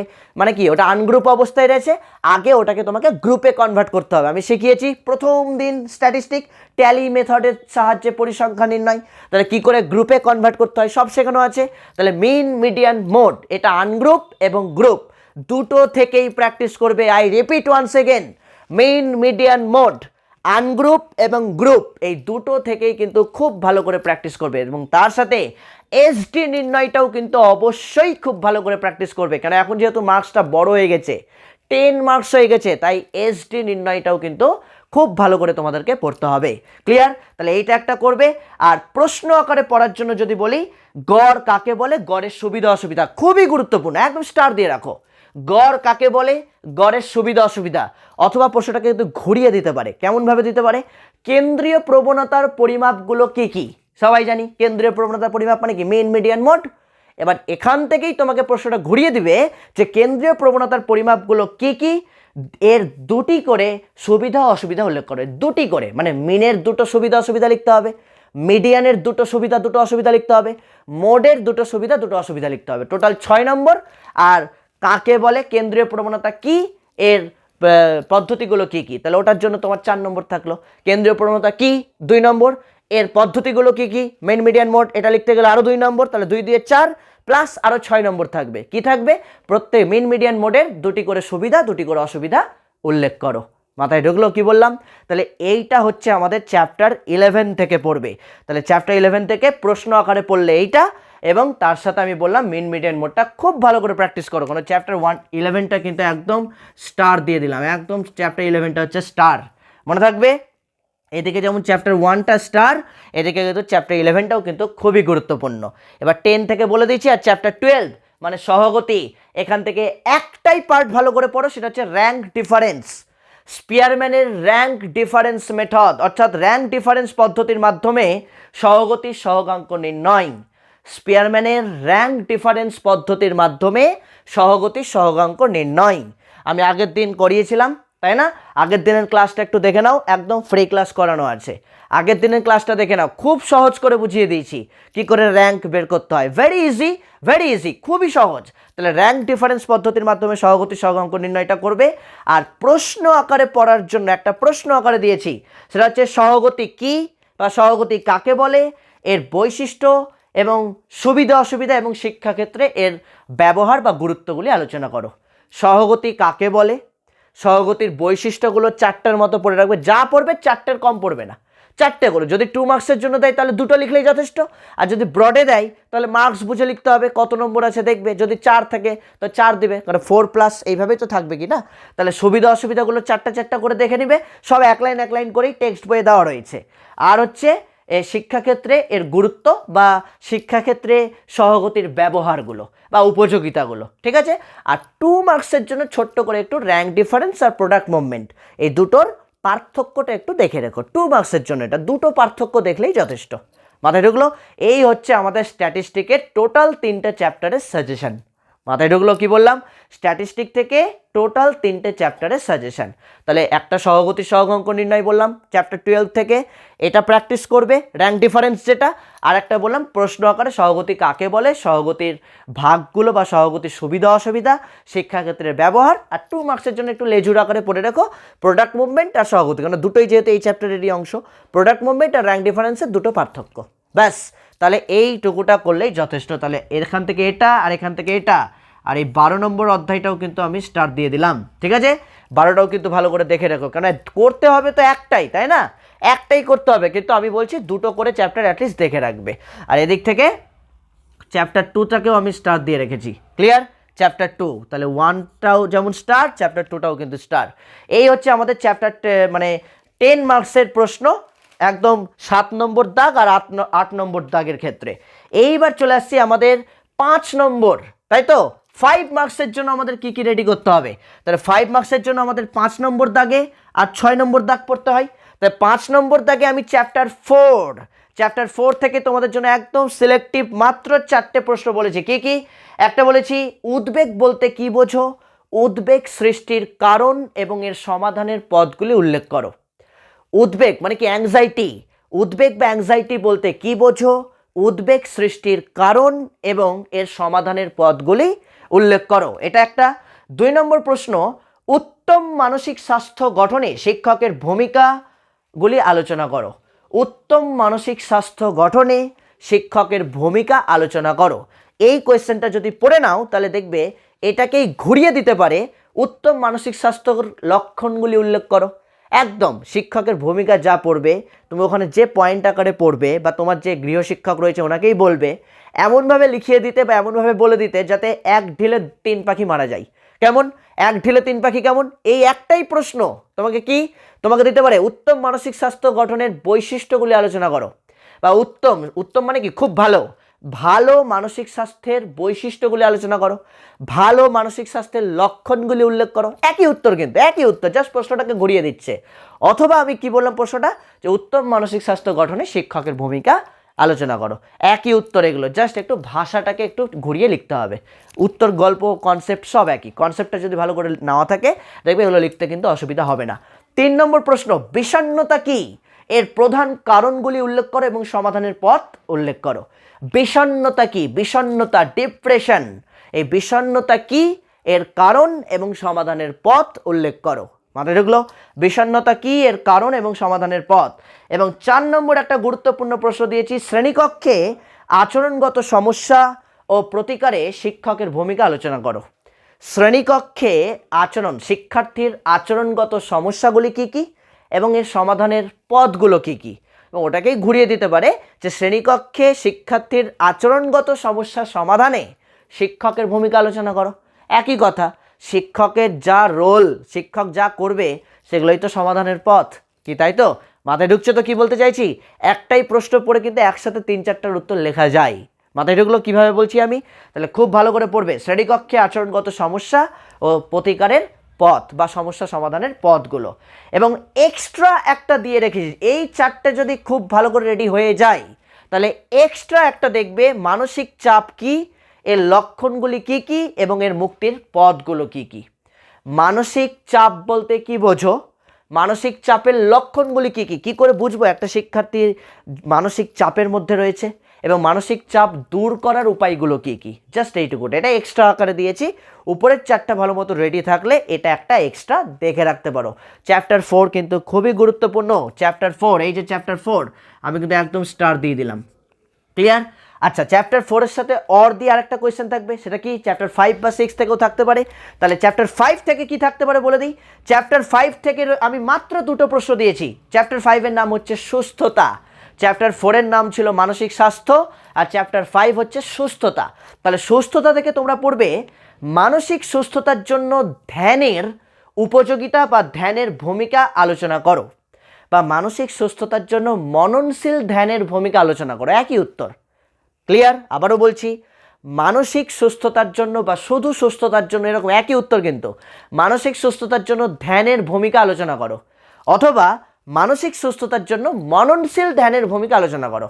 তুমি মননশীল ধ্যান পড়লেই ধ্যান হয়ে যায়, একই কথা, ধ্যান পড়লে মননশীল ধ্যানটাও কিন্তু একদম ইন্টার রিলেটেড, একদম সেম গল্প। আমি যে টপিকটা নোট আকারে দিয়েছি তোমাদের, তুমি নোটটা ভালো করে পড়বে, তাহলেই দেখবে লেখা আছে। কোয়েশ্চেনটা কিন্তু আমি অর দিয়ে লিখিয়েছিলাম, কি মাথায় ঢুকলো? আমি বলেছিলাম শেষের দিকে যা করাচ্ছি সব সিলেক্টিভ, ক্লিয়ার? আর 2 নম্বর একটা প্রশ্ন পড়বে, মনোবিজ্ঞান সম্মতভাবে ভালো থাকার বা সুস্থতার কৌশলগুলি কি কি? মনোবিজ্ঞান সম্মতভাবে সুস্থতা বা ভালো থাকার কৌশলগুলো কি কি, মানে ওয়েলবিং যে কথাটা বললাম, অর্থাৎ ওয়েলবিং, এই ওয়েলবিং মানেই তো সুস্থতা বা ভালো থাকা বলি। তাহলে মনোবিজ্ঞানভাবে, বিজ্ঞানসম্মতভাবে বা মনোবিজ্ঞানসম্মতভাবে ভালো থাকার বা সুস্থতার একই কথা, এর কৌশলগুলি কি কি? কৌশল, এবার কৌশল মানে কি? ওই যে ধ্যান, তাই তো, তারপর মননশীল ধ্যান, এগুলো ব্যায়াম, যোগাসন, এইগুলোই আছে। টেক্সট বইটা দেখলেই বুঝতে পারবে, একদম ছোট ছোট করে এগুলো বানিয়ে লেখা যায়, এগুলো সব বানিয়ে লেখা যায়। কিন্তু আমি বলবো একবার না দেখলে তো তুমি বানাতে পারবে না, এক ঝলক যদি নাই দেখো তো তুমি বানাতে পারবে?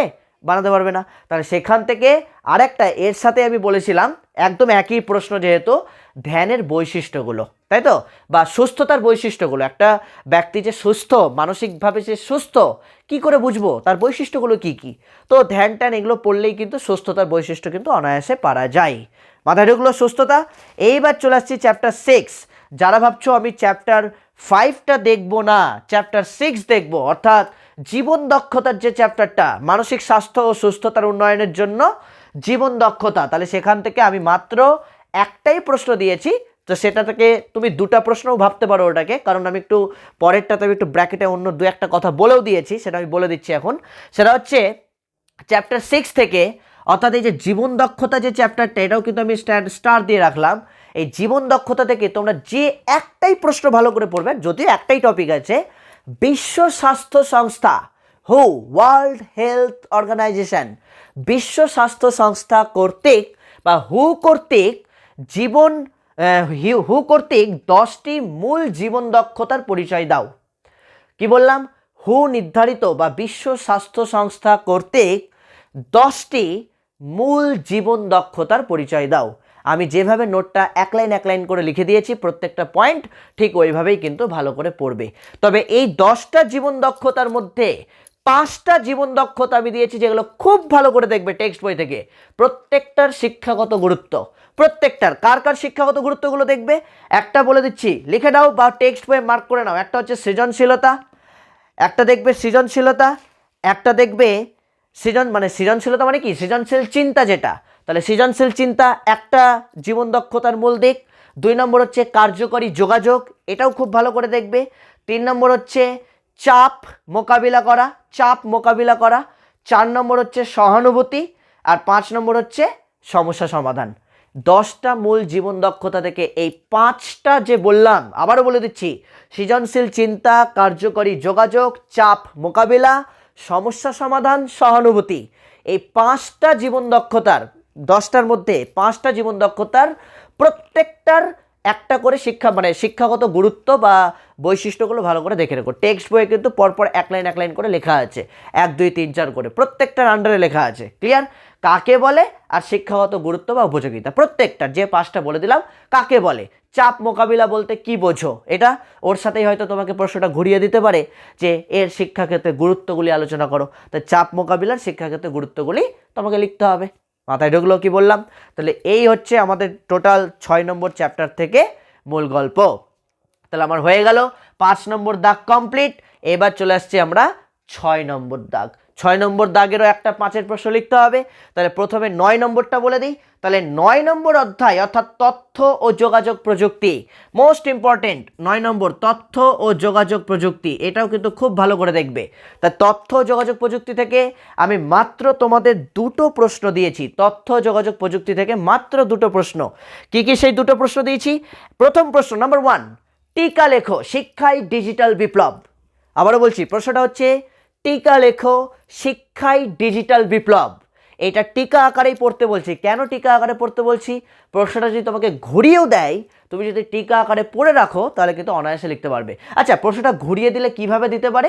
তোমাকে দিতে পারে তথ্য ও যোগাযোগ প্রযুক্তি কিভাবে শিক্ষায় ডিজিটাল বিপ্লব এনেছে, একই উত্তর। শিক্ষায় ডিজিটাল বিপ্লবে তুমি যা যা পয়েন্ট পড়বে সেম পয়েন্ট এই প্রশ্নটা ঘুরিয়ে যদি দেয়, তথ্য যোগাযোগ প্রযুক্তি কিভাবে শিক্ষাক্ষেত্রে ডিজিটাল বিপ্লব নিয়ে এসেছে, একই উত্তর, সেম পয়েন্ট সেম উত্তর। মাথায় ঢুকলো? এই যে এখন যেমন আমরা বলতে পারি online class, Google Meet, virtual class, তাই তো? তারপর ধরো পাওয়ার পয়েন্ট প্রেজেন্টেশন, যা লিখবা তাই ঠিক। তোমরা, আমি নোট আকারে সুন্দর করে লিখিয়েও দিয়েছি, তোমরা পড়ে নেবে। যারা নোটসগুলো কালেক্ট করতে চাইছো জাস্ট হোয়াটসঅ্যাপ করে দাও এই নম্বরে 7063619127, এই নম্বরে লিখে পাঠাও, স্যার আমি সাজেশন ওয়াইজ নোটস নিতে চাই। সামান্য মূল্যের বিনিময়ে তোমরা নোটসগুলো কিন্তু সংগ্রহ করতে পারবে। মাথায় ঢুকলো কি বললাম? বেশ, তাহলে এখান থেকে এই একটা প্রশ্ন পড়বে। আর 2 নম্বর প্রশ্ন দিয়েছি 9 নম্বর অধ্যায় থেকে, তথ্য ও যোগাযোগ প্রযুক্তি কি, মানে আইসিটি কি, ইনফরমেশন অ্যান্ড কমিউনিকেশন টেকনোলজি, এটা কি? তথ্য ও যোগাযোগ প্রযুক্তি কি, শিক্ষাক্ষেত্রে এর ব্যবহারগুলি উল্লেখ করো। তথ্য ও যোগাযোগ প্রযুক্তির শিক্ষাক্ষেত্রে এর ব্যবহারগুলি উল্লেখ করো। আইসিটি কি, শিক্ষাক্ষেত্রে আইসিটির ব্যবহারগুলি উল্লেখ করো। ইনফরমেশন অ্যান্ড কমিউনিকেশন টেকনোলজি, বাংলায় যাকে বলে তথ্য ও যোগাযোগ প্রযুক্তি। এই দুটো প্রশ্ন খুব ভালো করে দেখবে। এবার এই দুটো যাদের রেডি আছে তারা একটা এক্সট্রা দেখবে, যারা একটা মানে দুটো খুব ভালো করে রেডি আছে, যারা মেধাবী, যারা চাইছো 40-এ 40ই তুলবো আমি, থার্ড সেমিস্টারে আমার 1 নম্বর কেটে গেছে, থার্ড সেমিস্টারে আমার 2 নম্বর কেটে গেছে, আমি ফোর্থ সেমিস্টারের নাম্বার কাটতে দেবো না, তাদের জন্য স্পেশালি বলছি। তাদের জন্য যেটা একটা এক্সট্রা দিয়েছি 9 নম্বর অধ্যায় থেকে, শিক্ষায় সিস্টেম অ্যাপ্রোচের সুবিধা ও অসুবিধাগুলি উল্লেখ করো। শিক্ষায় সিস্টেম অ্যাপ্রোচের সুবিধা ও অসুবিধাগুলি উল্লেখ করো। আসবে না, তাও আমি তোমাদেরকে রিস্ক নিতে বারণ করছি। যাদের ভালো মতো রেডি আছে, উপরের দুটো প্রশ্ন শিক্ষায় ডিজিটাল বিপ্লব এটা যাদের রেডি আছে, এবং আইসিটির ব্যবহার এটা যাদের রেডি আছে, এই দুটো যাদের রেডি আছে তারা শিক্ষায় সিস্টেম অ্যাপ্রোচের সুবিধা ও অসুবিধাগুলি উল্লেখ করো। এই টপিকটা, এই কোয়েশ্চেনটাও একটু দেখে রেখো। ক্লিয়ার? চ্যাপ্টার 9 কিন্তু মোস্ট ইম্পর্টেন্ট তোমাদের জন্য। এবার আছি চ্যাপ্টার 7 আর চ্যাপ্টার 8 থেকেও বলে দিই, চ্যাপ্টার 7টাও কিন্তু খুব গুরুত্বপূর্ণ। ক্লিয়ার? চ্যাপ্টার 7টা খুব গুরুত্বপূর্ণ। তো চ্যাপ্টার 7 থেকেও সেম আমি দুটো প্রশ্ন দিয়েছি। কি? শিক্ষা প্রযুক্তি কি, শিক্ষায় প্রযুক্তির ব্যবহার বা সুবিধা অসুবিধাগুলি উল্লেখ করো। শিক্ষা প্রযুক্তি কি, শিক্ষায় প্রযুক্তির ব্যবহার বা সুবিধাগুলি উল্লেখ করো। একই, ব্যবহার পড়লেই সুবিধাগুলো পড়া যায়, একই পয়েন্ট, তাই তো? তাহলে ঘুরিয়ে দিতে পারে, তোমাকে ব্যবহার না দিয়ে বলো শিক্ষায় শিক্ষা প্রযুক্তির সুবিধাগুলি আলোচনা করো। দেখবে আমার যে নোটসটা দেওয়া আছে ওখানে অর দিয়ে অনেকগুলো কোয়েশ্চেন লিখিয়েছিলাম, তাই না? তুমি কোয়েশ্চেনগুলো দেখবে, তার মধ্যে এই কোয়েশ্চেনটা রয়েছে, মানে একই উত্তর এগুলোর, মনে থাকবে। তাহলে প্রথম প্রশ্নটা কি বললাম? 7 নম্বর অধ্যায় অর্থাৎ শিক্ষা প্রযুক্তিবিদ্যা যে চ্যাপ্টারটার নাম, সেই চ্যাপ্টার থেকে আমরা কি পড়ব? প্রথম প্রশ্ন, শিক্ষা প্রযুক্তি কি, এডুকেশনাল টেকনোলজি কি, শিক্ষা প্রযুক্তি কি, শিক্ষায় প্রযুক্তির ব্যবহার বা সুবিধাগুলি আলোচনা করে, এটা একটা পড়বে। আর 2 নম্বর পড়বে অনিয়ন্ত্রিত শিক্ষার ক্ষেত্রে শিক্ষা প্রযুক্তির ব্যবহারগুলি আলোচনা করো। অনিয়ন্ত্রিত শিক্ষা, ইনফর্মাল এডুকেশন, যেটা অনিয়ন্ত্রিত শিক্ষা ক্লাস 11এই পড়ে এসছো, অনিয়ন্ত্রিত শিক্ষার ক্ষেত্রে শিক্ষা প্রযুক্তির ব্যবহার এবং ব্যবহারগুলি উল্লেখ করো। অনিয়ন্ত্রিত শিক্ষার ক্ষেত্রে শিক্ষা প্রযুক্তির ব্যবহারগুলি আলোচনা করো। এটা এই দুটো যাদের রেডি আছে তারা একটা এক্সট্রা দেখবে। কি দেখবে? শিক্ষায় শিক্ষা প্রযুক্তির পরিধিগুলিও আলোচনা করো। শিক্ষা প্রযুক্তির পরিধিটা, স্কোপ অফ এডুকেশনাল টেকনোলজি, এইটা একটু পড়ে রেখো। ক্লিয়ার? শিক্ষায় শিক্ষা প্রযুক্তির পরিধিগুলি আলোচনা করো। প্রত্যেকটা বইয়ে লেখা রয়েছে এগুলো, এমন কোনো বই নেই যে লেখা নেই। একদম 7 নম্বর অধ্যায় এটা এক্সট্রা আকারে পড়ে রাখতে পারো। প্রযুক্তি কেন, প্রযুক্তির পরিধিগুলো অর্থাৎ পরিধিগুলো তোমার যদি ব্রডে নাও আসে 2 মার্কসের জন্য তো দিতেই পারে। শিক্ষা প্রযুক্তির পরিধিগুলি উল্লেখ করো, 2 মার্কসের জন্য দিতেই পারে, না দেওয়ার তো কিছু নেই। তার জন্যই বললাম যে উপরের দুটো প্রশ্ন অর দিয়ে আমি একটা এক্সট্রা দিয়েছি, সেই এক্সট্রা একটা দেখে রাখতে পারো, শিক্ষা প্রযুক্তির পরিধি। তাহলে উপরেরটা বললাম শিক্ষা প্রযুক্তি কি, শিক্ষা প্রযুক্তির ব্যবহার বা সুবিধাগুলি, আর একটা বললাম অনিয়ন্ত্রিত শিক্ষার ক্ষেত্রে শিক্ষা প্রযুক্তির ব্যবহার। ক্লিয়ার? এইবার চলে আসছি 8ম অধ্যায়, শিক্ষা প্রযুক্তির উপাদান। 8ম অধ্যায়টাও কিন্তু গুরুত্বপূর্ণ। তবুও আমি বলবো একটাই যেহেতু চ্যাপ্টার থেকে লিখতে হবে, যে কোনো একটা চ্যাপ্টার খুব ভালো করে দেখবে। তবে আমার মন বলছে চ্যাপ্টার 9 থেকেই তোমাদের আসার চান্সটা সব থেকে বেশি, যদি প্রশ্ন কঠিন হয়। আর যদি প্রশ্ন সহজ হয় তাহলে চ্যাপ্টার 7 বা 8 থেকে থাকবে, শিওর। চ্যাপ্টার 7 বা 8 থেকে থাকবে যদি প্রশ্ন সহজ হয়। আর যদি প্রশ্ন একটু কঠিন হয়ে যায়, যেহেতু নতুন, তাই তো, প্রশ্ন যদি একটু কঠিন হয়ে যায় তাহলে শিওর থাকো যে চ্যাপ্টারটা আমাদের সিলেবাসে নিউ অ্যাড হয়েছে চ্যাপ্টার 9, এই দুটো তো আমাদের পূর্ণ সিলেবাসেই ছিল, কিন্তু চ্যাপ্টার 9টা নিউ অ্যাড হয়েছে, তাহলে তোমাকে নবম অধ্যায় থেকেই কিন্তু প্রশ্নটা দিতে পারে, শিক্ষায় ডিজিটাল বিপ্লব বা শিক্ষাক্ষেত্রে কীভাবে ডিজিটাল বিপ্লব নিয়ে এসছে, এইভাবে মানে প্রশ্নটা যেটা বলেছিলাম আমি তখন আর কি, তথ্য যোগাযোগ প্রযুক্তি কীভাবে শিক্ষায় ডিজিটাল বিপ্লব নিয়ে এসছে, প্রশ্নটা এইভাবে দিতে পারে 9 নম্বর অধ্যায় থেকে। আচ্ছা যাই হোক, তাহলে অষ্টম অধ্যায় থেকেও বলে দিই, একদম লাস্ট আমাদের শিক্ষা প্রযুক্তির উপাদান। অষ্টম অধ্যায়ের নাম হচ্ছে শিক্ষা প্রযুক্তির উপাদান। তাহলে এখান থেকে কি পড়বো? এখান থেকে প্রথম একটা প্রশ্ন পড়বে, বিদ্যালয়ে কম্পিউটার ভিত্তিক শিক্ষার উপযোগিতাগুলি আলোচনা করো। কি বললাম? বিদ্যালয়ে কম্পিউটার ভিত্তিক শিক্ষার উপযোগিতাগুলি আলোচনা করো। আচ্ছা, উপযোগিতা পড়লেই সুবিধা হয়ে গেল, তাই তো? উপযোগিতা মানে কি? পজিটিভ দিক। তার মানে কি, তোমাকে প্রশ্নটা যদি ঘুরিয়ে দেয় যে বিদ্যালয়ে কম্পিউটার ভিত্তিক শিক্ষার সুবিধাগুলি আলোচনা করো, একই উত্তর। মাথায় ঢুকলো প্রশ্নটা কি বলছে? তাহলে এতগুলো প্রশ্ন তো লিখে লিখে বলা সম্ভব নয়, ওই জন্য আমি মুখে বলে দিচ্ছি, ভালো করে লিখে নেবে। কি বললাম? শিক্ষায় বা আমি বললাম বিদ্যালয়ে কম্পিউটার ভিত্তিক শিক্ষার উপযোগিতা বা সুবিধাগুলি আলোচনা করো, এবং তার সাথে আমি বলবো দুটো একটা অসুবিধাও দেখে রেখো, অসুবিধাগুলো একটু দেখে রেখো, ঠিক আছে? আর 2 নম্বর যেটা পড়বে, শিক্ষাক্ষেত্রে প্রযুক্তিবিদ্যার অবদান আলোচনা করো। শিক্ষাক্ষেত্রে প্রযুক্তিবিদ্যার অবদান আলোচনা করে, যে এখন বর্তমানে OHP, overhead projector, power point presentation, computer, তাই তো, ডিজিটাল ক্লাসরুম, স্মার্ট বোর্ড ইত্যাদি এসছে, এগুলো সবই তো শিক্ষাক্ষেত্রের প্রযুক্তিবিদ্যার অবদান। দেখো 5টা পয়েন্ট এমনি বলে দিলাম, 5 নম্বরের জন্য 5টা পয়েন্ট লিখলেই তো যথেষ্ট, কিন্তু আমি বলি একটা পয়েন্ট বেশি লিখবা, কি তাই তো? এগুলো ইজি, একটু শুধু কনসেপ্ট, একটু কনসেপ্ট থাকলে খুব সহজেই কিন্তু তোমরা এগুলো লিখে চলে আসতে পারবে, তাই তো? এবার তার জন্য একটু বইটা পড়তে হবে। আমি জাস্ট জায়গাগুলো বলে দিচ্ছি আজকে থেকেই, যে আজকে একদম তোমাদের 2-3 তারিখ হয়ে গেল, আজকে থেকে একদম হাতে 10টা দিন রয়েছে, 10 দিন একদম র্যান্ডামলি যা বলে দিলাম সেগুলোই দেখো, যা বলে দিলাম সেইগুলোই দেখো। ক্লিয়ার? পারলে এক দিন এক একটা করে চ্যাপ্টার দেখো, এমনি হয়ে যাবে। 10 দিনে 10টা চ্যাপ্টার, চোখ বন্ধ করে 10 দিনে 10টা চ্যাপ্টার দেখলেই যথেষ্ট। আরও তো 2টো চ্যাপ্টার থাকলো, 12টা চ্যাপ্টার টোটাল। তো আমি তো বলে দিয়েছি যে চ্যাপ্টারগুলো মোস্ট ইম্পর্টেন্ট সেই চ্যাপ্টারগুলো তো কিন্তু আমি স্টার দিয়েই দিচ্ছি, তাই তো? বাকি চ্যাপ্টারগুলো যেগুলো থাকলো সেগুলো একটু দেখে রাখবে, যে সেই চ্যাপ্টারের প্রশ্নগুলো। ক্লিয়ার? তাহলে আমাদের চ্যাপ্টার 8 থেকে কি কি পড়বে? এটা একটা বললাম প্রথম প্রশ্ন। 2 নম্বরটা পড়বে শিক্ষাক্ষেত্রের প্রযুক্তিবিদ্যার অবদান, এবং এক্সট্রা একটা দিয়েছি, এখানেও একটা এক্সট্রা দিয়েছি। কি দিয়েছি? কম্পিউটার কি শিক্ষকের বিকল্প হতে পারে? তোমার উত্তরের সপক্ষে যুক্তি দাও। কম্পিউটার কি শিক্ষকের বিকল্প হতে পারে? তুমি যদি বলো হ্যাঁ পারে, তাহলে যুক্তি দিতে হবে কেন পারে। আর তুমি যদি বলো যে না পারে না, তাহলে তারও যুক্তি দিতে হবে কেন পারে না। ক্লিয়ার? তো তোমার উত্তরের সপক্ষে যুক্তি দাও। তুমি হ্যাঁ লিখলে হ্যাঁ এর জন্য যুক্তি দিতে হবে, না লিখলে না এর জন্য যুক্তি দিতে হবে। তা আমি একটা লিখিয়েও দিয়েছি, তোমাদের কাছে নোটসটা রয়েছেও, ভালো করে দেখে দিবে কি লিখিয়েছি, খুব সহজ সরল ভাষাতেই লিখিয়েছি, কি তাই তো? কম্পিউটার কি শিক্ষকের বিকল্প হতে পারে? কোনোদিনই পারে না, আমার মতে কোনোদিনই পারে না। একটা শিক্ষক আসতো, কম্পিউটারটা তো একটা শিক্ষকই চালনা করে, তাই না? তাহলে কম্পিউটারের জায়গা, মানে শিক্ষকের জায়গা কম্পিউটার নিয়ে নেবে, এটা সম্ভবই না। ক্লিয়ার? তো যাই হোক, আমি লিখিয়ে দিয়েছি, তোমাদেরকে পড়লেই বুঝতে পারবে, এগুলো সব আলোচনা করাও আছে, ভিডিও ক্লাসও দেওয়া আছে, ভালো করে এগুলো একটু দেখে নেবে। ক্লিয়ার? তাহলে কম্পিউটার কি শিক্ষকের বিকল্প হতে পারে, এটা একটা এক্সট্রা দিয়েছি। তাহলে এই হচ্ছে প্রত্যেকটা, মানে চ্যাপ্টার 7, চ্যাপ্টার 8 এবং চ্যাপ্টার 9, এই 3টা চ্যাপ্টার থেকেই, চ্যাপ্টার 7, চ্যাপ্টার 8, চ্যাপ্টার 9, এই 3টে চ্যাপ্টার থেকেই 2টো করে মাত্র প্রশ্ন দিয়েছি। তা 2টো করে পড়বে আমাদের, তো মাত্র তার মানে কি 6টা প্রশ্ন। 6টা প্রশ্ন পড়ে তুমি 2টো আরামসে কমন পেয়ে যাচ্ছ, লিখতে তো হবে একটা। 6টা পরে গ্যারেন্টি 2টো থাকবেই, তোমার শিওর থাকো 2টো থাকবে। তো তার মধ্যে লিখতে হবে কটা? মাত্র একটা। সে তুমি চ্যাপ্টার 7 অ্যাটেন্ড করো, বা চ্যাপ্টার 8 অ্যাটেন্ড করো, বা চ্যাপ্টার 9টা অ্যাটেন্ড করো, যার যেটা সুবিধা। আর চ্যাপ্টার 4 অথবা চ্যাপ্টার 5, 6 এখান থেকেও তাই দিয়েছি। চ্যাপ্টার 4 থেকে আমি দিয়েছি মাত্র 4টে কোয়েশ্চেন, আর চ্যাপ্টার 5 থেকে দিয়েছি 2টো, চ্যাপ্টার 6 থেকে দিয়েছি একটা, তাই তো? চ্যাপ্টার 4টা খুবই গুরুত্বপূর্ণ, ওই জন্য আমি একটু 2টো প্রশ্ন বাড়িয়েই দিয়েছি, কারণ ওখানেও আমি 2-3টা প্রশ্ন দিতেই পারতাম, কিন্তু একটা প্রশ্ন 2টো প্রশ্ন এক্সট্রা দিয়েছি।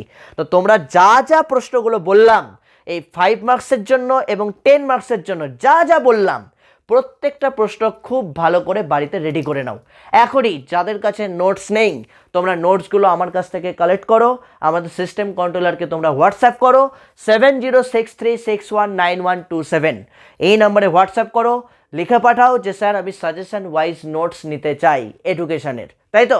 তুমি এডুকেশনের নোটস নিতে চাই কথাটা লিখে দিলেই তোমাকে সিস্টেম কন্ট্রোলার তোমাকে একটা ছোট্ট মেসেজ পাঠিয়ে দেবে, সেখানে দেখবে কি রয়েছে না রয়েছে, তার ভিত্তিতে সামান্য একটা মূল্যের বিনিময়ে তোমরা টোটাল যা যা বলে দিলাম সব সিলেক্টিভ ওয়েতে নোটসগুলো পেয়ে যাবে। এবার প্রশ্ন স্যার 2 মার্কস, টু মার্কসের সবগুলোই একসাথে পাবে। আমি একদম ক্লাসে সিলেক্টিভ করিয়েছি, প্রত্যেকটা চ্যাপ্টার থেকে হাতে গুনে 10-15টা করে প্রশ্ন রয়েছে সিলেক্টিভ, ওই 10-15টা প্রত্যেকটাই পেয়ে যাবে, সবগুলোই পেয়ে যাবে। তারপর আমি যখন তোমাদের একটা লাইভ নেব বললাম, সেই লাইভে আমি সিলেক্টিভ এরিয়াগুলো আলোচনাও করে দেবো। আর যদি সম্ভব হয় 2 মার্কসের একটা পিডিএফ রেডি করে আমি তোমাদের আমি একটা সাজেশন আকারে আর কি 2 মার্কসের জন্য আমি 2-1 দিনের মধ্যেই পোস্ট করে দেওয়ার চেষ্টা করছি, যদি মনে হয় আমার। ক্লিয়ার? যদি তোমরা বলো হ্যাঁ 2 মার্কসের দিলে ভালো হয়, তাহলে আমি দিয়ে দেবো যে প্রত্যেকটা চ্যাপ্টার থেকে 2 মার্কসের জন্য কোন প্রশ্নগুলো রেডি করবে, তাহলেই আমি দিয়ে দেবো। আর যদি মনে হয় যে না দরকার নেই, আমরা সবই পারবো, 2 মার্কসগুলো অসুবিধা নেই, তাহলে তো ঠিক আছে, বড়গুলো তো দিয়েই দিলাম, 10 মার্কস তো বলেই দিলাম, 5 মার্কস বলেই দিলাম। মাথায় ঢুকলো কি বললাম? এটার পিডিএফ এখন আমি রেডি করিনি, জাস্ট আমি খাতায় লিখে রেডি করছিলাম। তো খাতায় লেখা আছে, এইটা পেজ নিলেও তুমি কিছু বুঝতে পারবে না, কারণ আমি আমার কোড ল্যাঙ্গুয়েজে লিখেছি। কোড ল্যাঙ্গুয়েজে লেখা আর তুমি বোঝা অনেক পার্থক্য আছে, তো তাই তো। তো আমি যা যা বলে দিলাম সেগুলো প্রশ্ন আকারে আমি যদি পিডিএফটা রেডি করতে পারি, আমি এই ভিডিওর ডেসক্রিপশন বক্সে দিয়ে দেবো, তোমরা ডেসক্রিপশন বক্স থেকে ডাউনলোড করে নিতে পারবে। ক্লিয়ার? যদি তোমাদের প্রয়োজন হয়। আপাতত প্রশ্নগুলো যা বলে দিলাম সেগুলো বাড়িতে রেডি করো। ওকে, তাহলে চলো আজকের মতো এইটুকুই। খুব ভালো করে রেডি করবে, আর অবশ্যই প্রত্যেকে লাইক করে দাও, কমেন্টস করে দেবে কেমন লাগলো আজকের এই ভিডিও ক্লাসটি পেয়ে, তোমরা কতটা খুশি, এই সাজেশন পেয়ে কতটা খুশি, মনের মধ্যে একটা কনফিডেন্স আসছে তো যে আমরা পারবো।